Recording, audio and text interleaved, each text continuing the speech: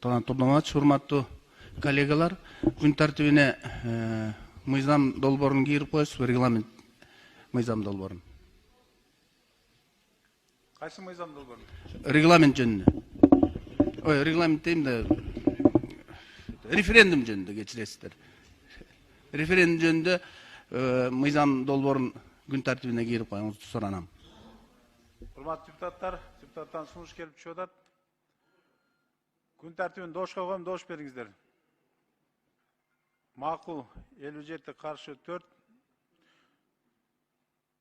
кабыл алынды.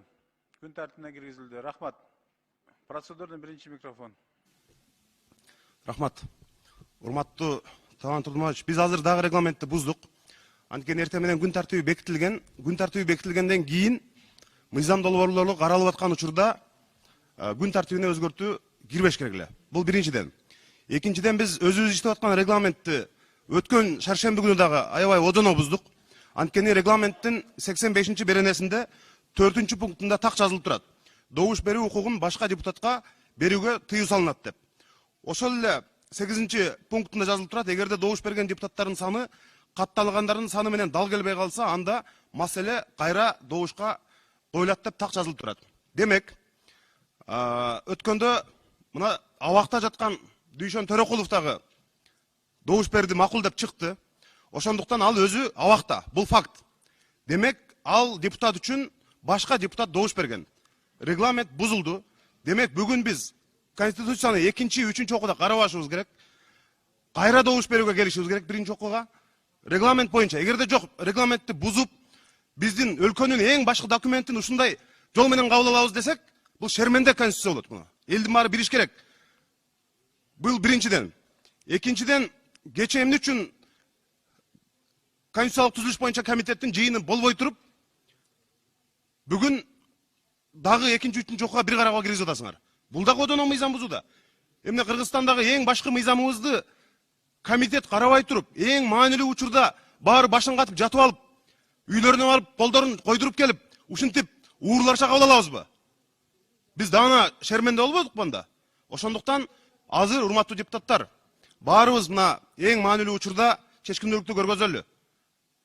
Баш мыйзам мындай жол менен кабыл алынбаш керек. Регламент бузулду. Мен так айтып бердим, ошондуктан бүгүн бул мыйзамды карабашыбыз керек. Эмки жумага калтыралы. Рахмат. Рахмат. Экинчи микрофон. Саламатсыздарбы, урматтуу депутаттар, урматтуу Талант Турдумаматович. Кече комитеттин отуруму болгон эмес. Мен түшүнүп атам. Бизде өлкөбүз уже мыйзам чегинде иштебей калды. Анык эле. Понятие менен биз уже жашап атабыз. Эми хотя бы для видимости комитеттин отуруму өткөрүш керек да. Көрсөтүш керек да, мына комитеттин отуруму болгон.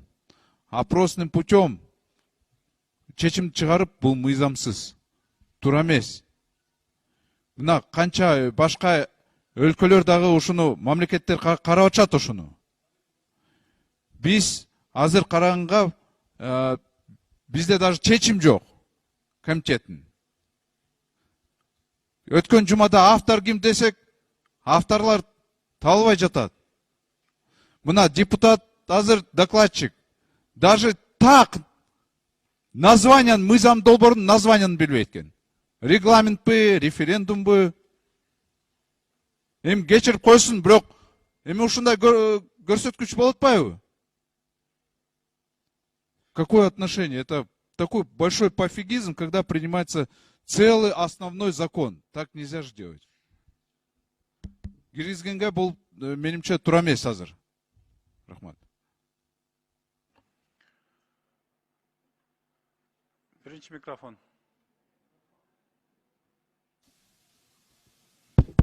Рахмат, Талант Турдумаматович. Экинчи окуу алкагында мыйзамдын автору комитетке кетет. Комитеттин төрагасы жок. Комитеттин төрагасынын орун басары жок. Бул киши автор боло албайт. Авторлуктан кетти.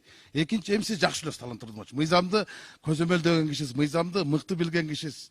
Анан мындайга жол бербешибиз керек да. Жок дегенде сиз өзүңүз ушундай жерде айтып койбойсузбу калысык сөзүңүздү? Кана Кересбеков, кана комитеттин чечими барбы? Комитет кеше болгон жок да, бардыгыбыз карап отурдук да. Эми ушунда уурулук менен да баш мыйзамды башка мыйзамдын ичине салып, бул коёндун ичине аюуду салып өткөрүп атпайбызбы биз? Референдум жөнүндө мыйзам дейт, бул анын автору болсун, бирок экинчи окууда комитет да. Комитеттин адамдары чыгып, ошону сунуш киргизиш керек да, мен макул болот болчумун.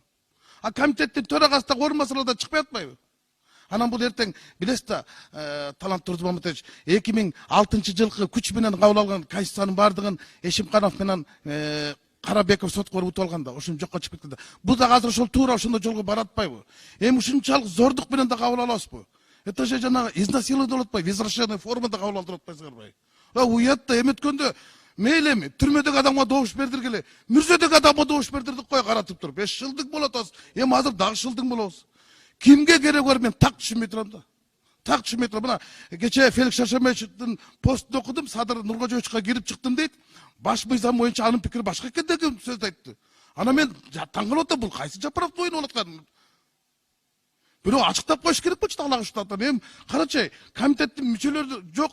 Башка бир депутат эле капталдан күн тартиби бекитилип калгандан кийин, анан кийин 2-3 кишиден кийин, анан кийин койсаран 57 депутат колдоп берди. Уят, туугандар. Тарих алдында жооп беребиз, акыретте жооп беребиз. Берген добуш үчүн дагы. Эртең ушул Конституциялык палата чечими бар, билип койгула. 2 депутат чыгат да сот көрөт, анан жокко чыгарат. Бүттү каппак болот да ушул добуш бергендер капкара болот.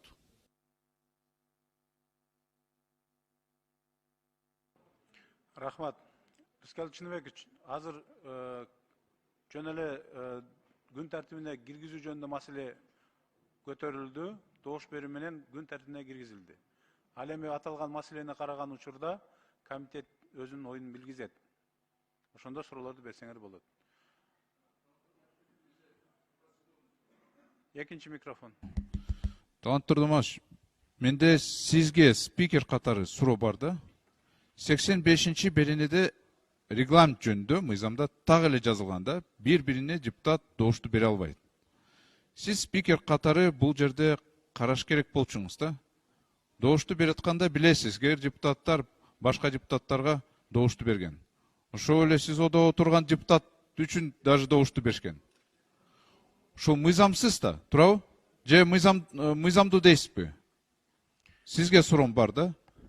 Дастан Далабаевич, туура эми мен депутаттардын добуш бергенине комментарий бере албайм. Бирок негизи регламент менен эгер карасак, регламент талаптарына ылайык туура эгер өзү жок болсо, анда башка бирөө жанакы Дүшөн Төрөкулов боюнча маселе бар. Бирок аны алып салганда дагы негизи добуш жетип атат. Жок. Жөнүндө маселе болуп атат. Эми аны Не только Дүшөн Кулчотонов. Бул жерде башка депутаттар жок болгон да. Башка депутаттар дагы жок болгон. Далилдер бар, видео тасма бар. Сиз караш керек болчуңуз да. Көзөмөлдөп спикер катары депутаттарга катуу айтып, мыйзамды сактайлы. биз мыйзам чегинде алып бардык. Мына бул жактан Мыйзам чегинде болбой жатпайбы? Регламент бузулду да. Депутаттардыкын жапкыла дегенбиз. Жок, регламент бузулду да. Сиз көргөнсүз да. Негизи ал жактан эми бир маселе болуп атат, аны эске албаганда добуш берүү менен маселе кабыл алынып атат. Бул жерде эч кандай мыйзам бузуучулук жок. Жок, эгер депутаттар 5 компьютерди баскан. Видеону көргөнсүз да сиз. Жакшы эле көргөнсүз. Рахмат. 5-чи микрофон.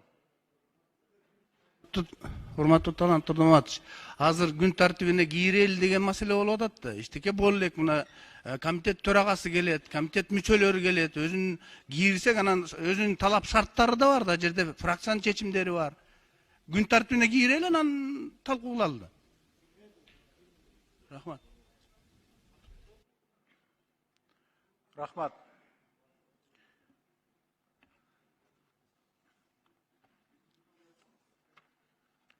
Процедуранын биринчи микрофон.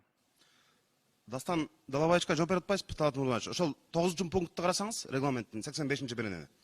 Депутат добуш берүү убагында жыйындар залында жок болсо, чыгып кетсен болсо, анын компьютери өчүрүлүүгө тийиш жана төрагалык кылуучу кайра каттоо жарыялайт дейт. Ошол эле 8-берени айтып өттүм. Эгерде депутат өзү жок болгон болсо, анын ордуна добуш берип койгон болсо, анда кайра добуш берүүгө коюлуш керек деп. Ну, регламент. Эгерде буза беребиз десеңер, анда өзүңөр чечкиле, көпчүлүк. Жанар Куанычевич, биз ошол кезде Doğuş беренин астында кайрадан каттоону жарыялаганбыз. Стенограмманы алып карасаңар болот. 4-ші микрофон. Саламатсыздар, урматтуу депутаттар, урматтуу төраға, урматтуу коллегалар. 2016 жылы Конституция өзгөрүү киргизип атканда биз ушул жерде парламентте чырылдаганбыз.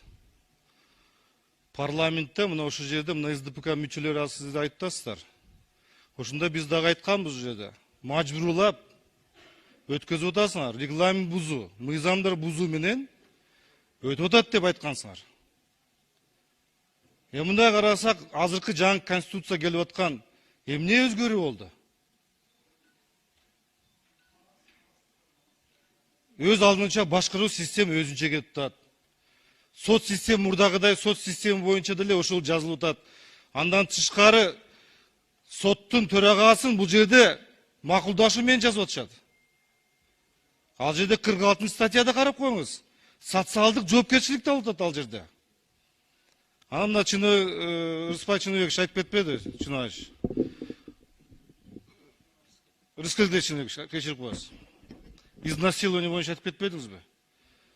2016 жылы жаңы конституцияны кабыл атканда ошондо эле изнасилование болгон ушунда. Ошон үчүн жаңы конституция, жаңы президент, жаңы мына референдум аркылуу 80% добуш менен президенттик башкаруу болсун деп, эми 80% добуш берген элди сыйлайлык да. Же тура беребиз ушинтип. 80% добуш берген элибизди сыйлайлык. Эгерде туура эмес болсо, 6 айдан жарым жылдан кийинби, 1 жылдан кийинби, анда ошо конституцияны кайра өзгөртөбүз. Мына биз чыгабыз ошо каршы, эгерде туура эмес иштесе. Андан кийин Талант Турдуматович, мына бул өтө маанилүү документ да. 4-ші микрофон. Талант Турдуматович, туура көрсөңүз, президент менен сүйлөшүңүз.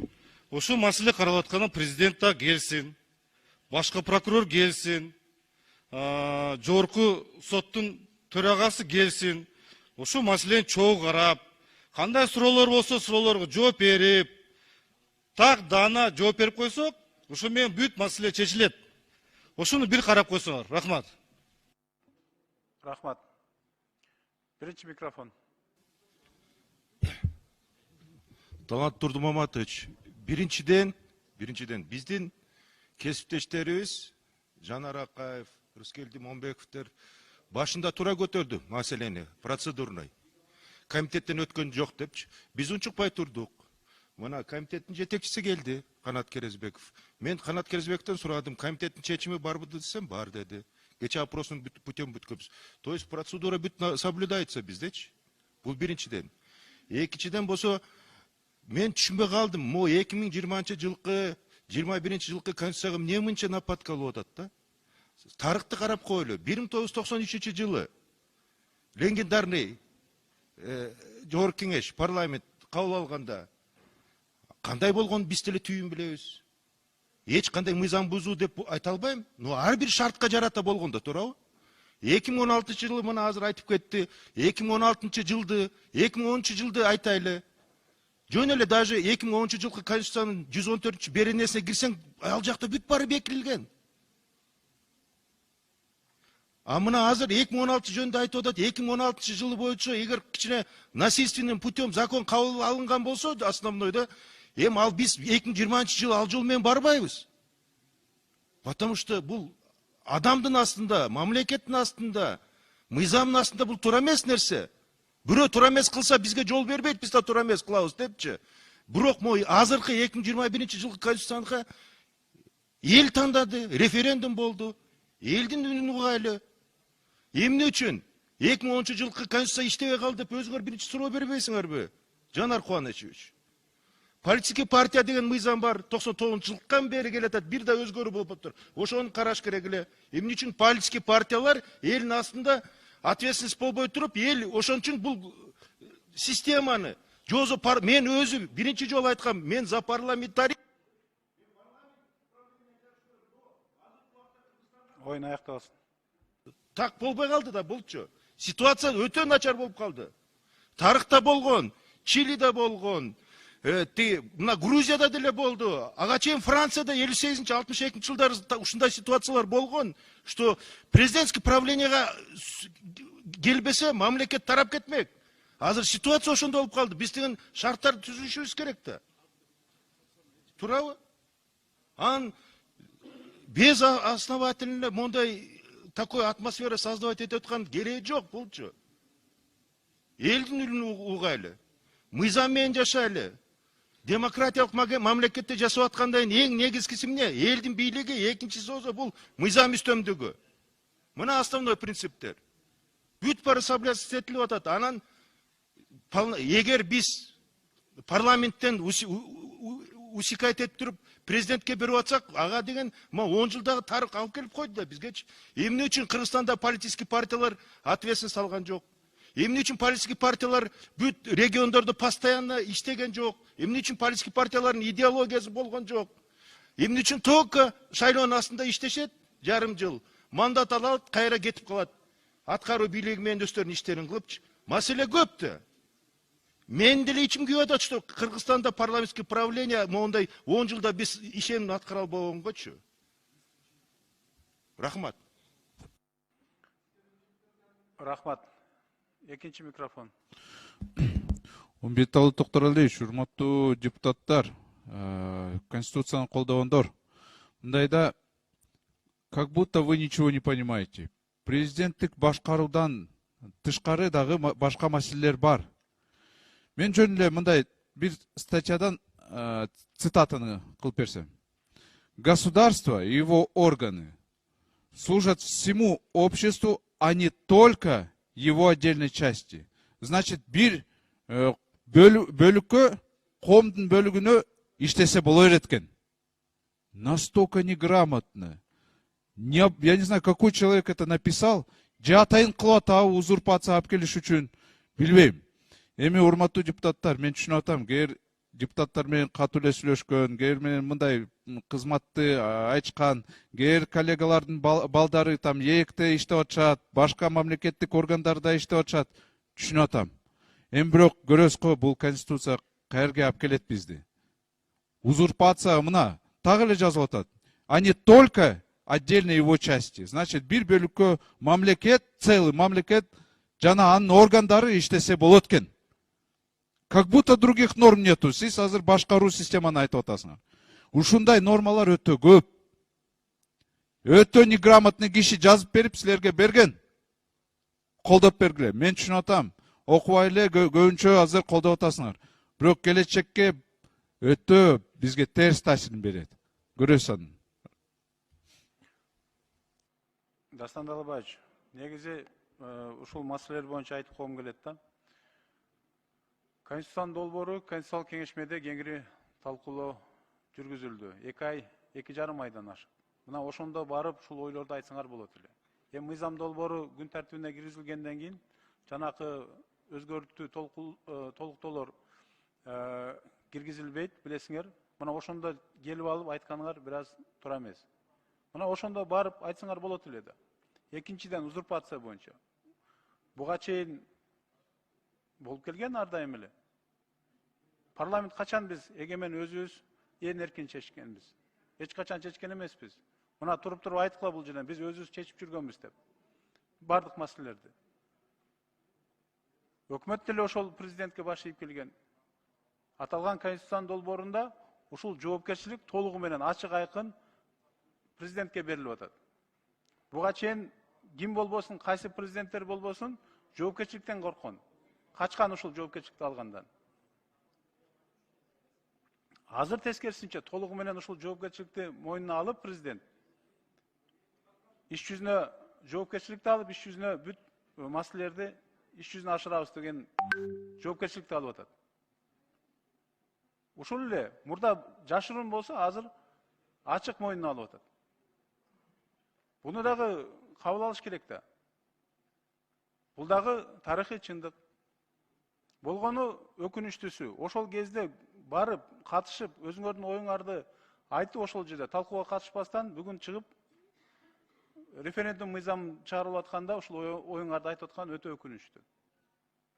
Бардык нерседе мындай раттуулук керек да. 4-чү микрофон. Рахмат, урматтуу төрага. Бул жерде мен дагы мындай өзүм коллегаларыма айтат элем да. Чындыгында мына убактылуу ИО президент өзүнүн буйругу менен конституционный совещание түзүп, ошол жерде 3 ай иштеди. 3 ай конституционный совещание иштеди. Ушул жерде наразы болуп жаткан биздин коллегаларыбыз барып мындай конструктивдүү бир мындай сунуштары болсо берсе жакшы болот эле. Анан бүгүн биз референдум жөнүндөгү мыйзамды карап атабыз. Ошол жерде кандай сунуштар болсо мындай бергенге мүмкүнчүлүк бар эле. Анан кийин мына Бакыт Эргешевич жакшы нерсени айтып кетти. 2016-жылы ушул жерде чурк этпей, бирөөңөр дагы азыркы кыйкырып уткандар. Эки колдоп колуңарды көтөрүп, жанакы конституцияны колдоп бергенсиңер. Эмне үчүн бүгүн президент бардык жүктү мен мойнума алам деп атса, эмне үчүн каршы чыгып атасыңар? Өзүнүн жашоосуна наразы болгон адамдар дагы мындай туура түшүнүш керек буну. Мына бүгүн бардык жоопкерчиликти мойнума алам деп атат. Мына бүгүн күнгө чейин көчөгөн аркасында башкарылып келген. Мына ошол коллегаларыбыз да колдоп берсе жакшы болот азыр. 2016-жылы карап көрүңүздөр, мына ошол стенограмманы немеге алып. Ким за берген, ким против берген. Анан мына бүгүн жана маселеге жетпей эле, маселе мына акыркы болуп кирди бүгүн. Мына маселеге жетпей эле алдыда 2-3 маселе турат. Маселени карайлы, шашпайлы, маселеге жетейли, анан карабайлыбы? Жоопкерчиликти алам деп аткандан кийин конституцияны мына мен жогору жакта айтып кеттим, 3 ай обсуждение болду. Эмне үчүн мындай сунушуңарды бербейсиңер, анан келип алып бул жерде тос тополон кыласыңар? Рахмат. Күн тартибин карап өтпөйлүбү? 1-чи микрофон. Рахмат. Эми кээ бир депутаттар капа болбогула төө десе бээ деп атасыңар да. Биз эмне дедик? Конституциянын ичине кирип талкуулап атабызбы? Биз регламент боюнча кетели деген сөздү айтып атсак, чыгып эле конституцияны колдойбуз, Жапаровду колдойбуз деп кыйкырып атышат да. Туугандар, Атамбаевдин учурунда анттым эле мынттым эле деп азыр баатыр болуштун кереги жок. Ал учурда силер Атамбаевка эмне дегенсиңер? Анын жообу, берген жообу баарыбызга белгилүү. Эл абдан жакшы билет. Парламенттик башкаруу жөнүндө дагы мындай көп нерселер айтылып кетти. Туугандар, мына азыр көбүңөр этегине намаз окуп аткан Ташиев, Жапаров ошол парламенттик башкаруунун үзүрү менен келип бул жерде Келдибеков төрага болгон. Бүт ошол парламенттик башкаруудан шайлоонун таза өткөндүгүнөн, биометрикалык система киргенинен ошондой жакшы иштер дагы болгон өз убагында. Ошондуктан урматтуу туугандар, биз баш мыйзам жөнүндө айткан жокпуз. Биз регламент бүгүнкү киргизүү, күн тартибине киргизген мыйзамсыз деп биз ошону айтып атабыз. Экинчиден сунуш бергиле. Биздин сунушубуз так даана белгилүү. Азыркы баш мыйзамга тийбеш керек. Диктатуралык жеке басар бийликти орнотконго каршы болушубуз керек. Бир дагы беренеге тийбей ушул боюнча кетишибиз керек деген сөз. Мына азыр регламент эмес, баш мыйзам азыр бузулду. Биз азыр аракеттеги конституция менен иштеп атабыз да.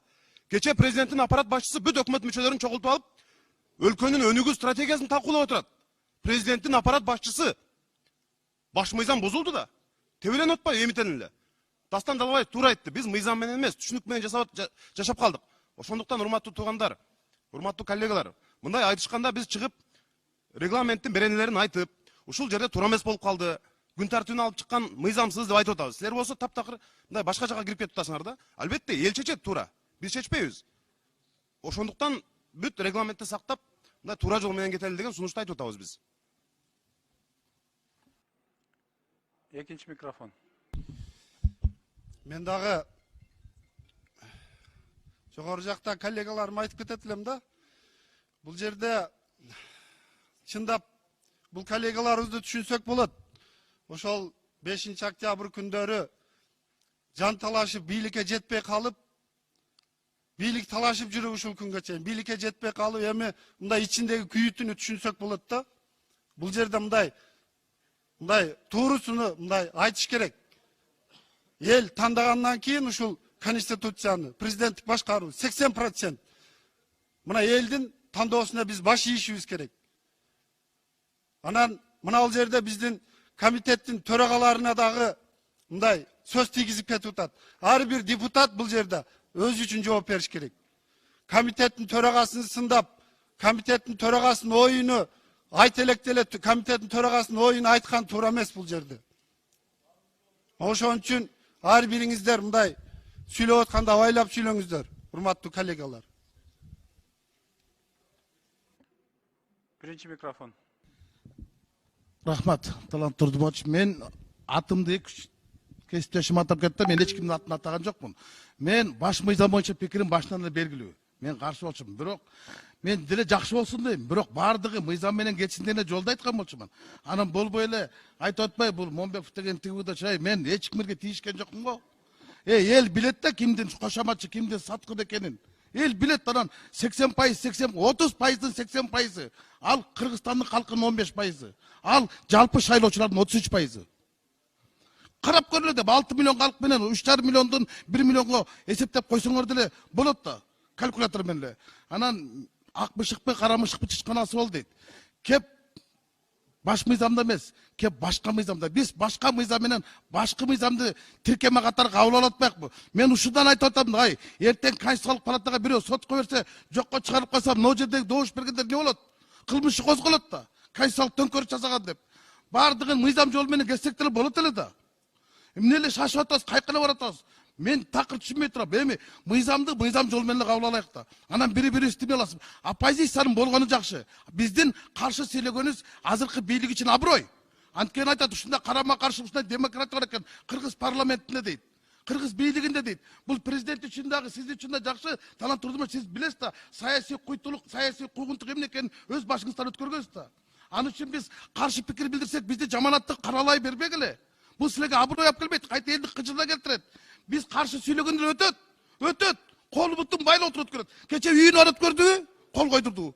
Азыр да ошол кубалап келип өткөрөт. Мына мен бир сүйлөп койдум эле, комитеттин төрагасы менен орун басар келип калды. Булар азыр айтсын, кече мындай кворум болгон, моундай болгону мен макулмун. Мен мыйзамсыз киргизбегиле, мыйзам менен киргизбей сөз айттым. Анан бири-бирибизге мындай комментарий бербей эле коелу. Кыргыздын эл билет кимдин ким экенин. Рахмат. Şu iki adamga söz bereyim, anın gün tertibine ötsök. İkinci mikrofon. Рахмат. Урматтуу депутаттар, талаштан так чарлат демекчи туура, мындай такта болуп турганыбыз туура маселе. Бирок мына добуш берүү боюнча айтып кетейин, Талант Турдумович. Регламент боюнча төрагалык кылуучу бул жыйынды алып барат. Ал эми добуш берүүнүн процедурасын көзөмөлгө ала турган атайын комиссия түзүлгөн сессиянын башында. Бул биринчиден. Экинчиден, биз Конституциянын ички маңызын өткөрүп атабыз. Биз бүгүнкү күн тартибинде өткөндө каралганда дагы референдум өткөрүү жөнүндө мыйзамдын долбоорун талкуулап жатабыз. 66 берени регламент боюнча дагы эсептеп кетейин. Экинчи пунктунда тиркеме катары келген ушу долбоор өзгөрүүгө жатпайт деген норма бар. Бул экинчи. Ошондуктан анан эми жай жанаттан болсун Алмаз Жумабекович мына 40 кылып өтө элек, ошол өтүп кеткен киши кол койгон жана башка деп кайра козгоп атасыздар. Алда үй бүлөсү бар, бала бакырасы бар дегендей. Бул маселе ноябрь айында жаңы конституциянын долбоорун демигелеп чыкканда кол коюлган, кол турат. Эми ал кишинин жайына койгулачы мындай. Андан сырткары конституциялык кеңешме түзүлдү, талкуу болду. Бүгүн процедура менен алдыга жыла берели, мындай учурлар болгон. Күн тартибине киргизилип, комитет кече өттү. Мындай айтканда сурамжылоо методу менен. Бул дагы практикада бар. Ошондуктан биз күн тартибине каралып баштаганда кандайдыр бир суроолор болсо менен талкууга өтөлү. Бүгүн алдыга жыла берсек деген сунушту айтат элем. Рахмат. Рахмат. Dördüncü mikrofon. Талант Турдумович,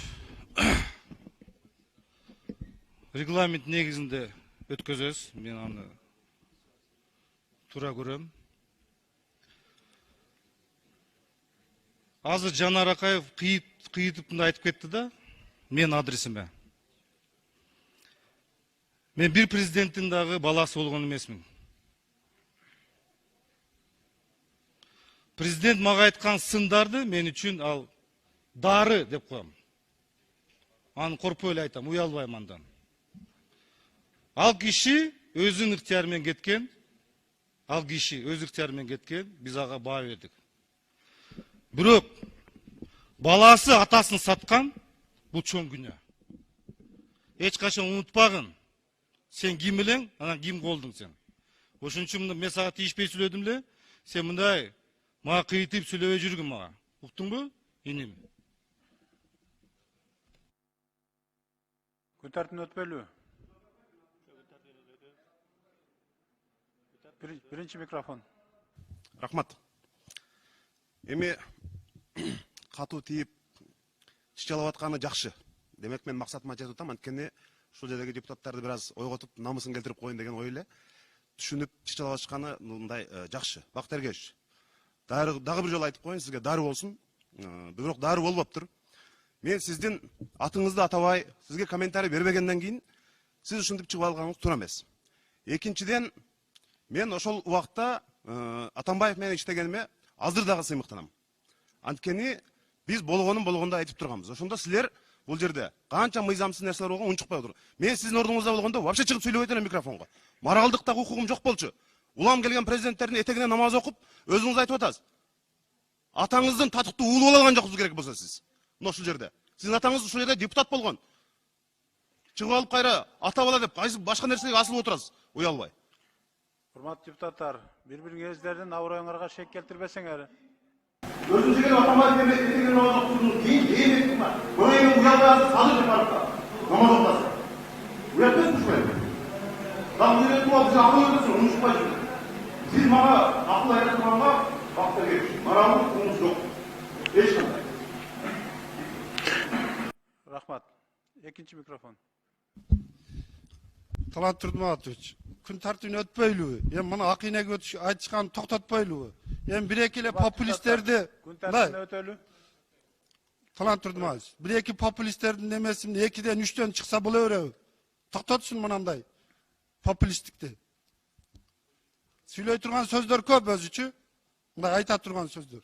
Мындай бардыгынын өзүнүн жолу болот да. Рахмат. Бакыт Эргеш, күн тәртібіне өтпелі. Анда Бакыт Эргешке берем, анан чыкпасаңыздар. Болду, рахмат. 4-чү микрофон. Иним Жанар, сен айтып атасың, намаз окутасың. Сен эмне ушу президенттер мен намаз окуганын көрдүң беле? Биз намаз окусак өз үчүн окуйбуз. Кудайым деп, биздин мамлекетибиз ынтымакта болсун, элибиз аманчылыкта болсун деп биз өзүбүзгө намаз окуйбуз. Сен эмне же көрдүң мен бул жерде? Кайсы болгон 16 жылым не болдуң эле сен бул жерде? Балашка деп сен эмес белең. Сени бул жерде өстүргөн ушу киши. Сени көтөргөн ушу киши. Сен анан кийин бел коюп, далын коюп кетип калбадыңбы сен? Менмин бул жерде. Мен аларга бир да президентке мен милдет койгон эмесмин. Бир дагы мен аларды мындай аткарам же бул жасайм деп айткан эмесмин. Ошон үчүн сен билип алгын ким экенин. Сен мына ушу Атамбаевда сен жүргөнсүң ушу жерде намаз окуп. Сен ушул аткарган иштерин айткан жасаган жумуштарды сен аткаргансың сен. Ошон үчүн мага сен мына кылбагын. Акыл үйрөтпөгүн мага. Же далил менен айткын сен. Далил менен айткын сен. Намаз окуган деп коет дагы. Рахмат. Урматтуу депутаттар, күн тәртибин кароого өтөлү.